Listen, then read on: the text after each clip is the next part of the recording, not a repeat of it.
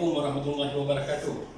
Okey, hari ini saya akan menunjukkan, ini adalah hari ini saya pertama untuk katil yang simpan kat dalam dinding ataupun dalam bahasa Inggeris ni dia orang panggil feedback. So dia punya base dia menggunakan USB board dan juga bahagian dalam dia kita gunakan plywood sebagai dia punya base. So beginilah hasil yang kita buat. So bentuk dia nampak macam klasik sebab dia bercorak kayu.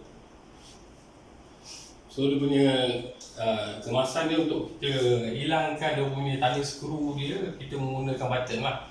Dia dapat cantik sikit. So penahan ni kita menggunakan selat panjang. Okey, selat panjang, dan ini adalah kalau ditegak dia sebagai kita nampak macam merak. Tapi kalau diturun dia akan jadi katil, kaki untuk katil. Okey, saya akan tunjukkan. Coffee bag. Okey.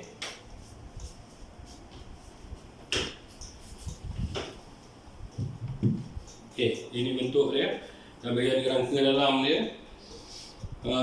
Dan juga ketinggian yang saya buat di sini adalah 8 inci sebab berbandingkan pada dia punya swivel.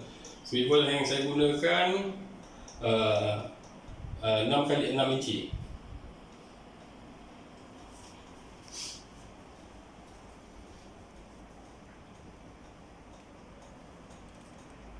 Baik, so beginilah bentuk dia.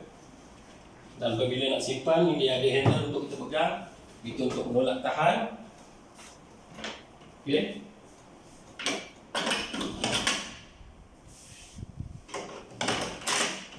Okey. Jadi inilah hasilnya feedback DIY. Sekian, terima kasih.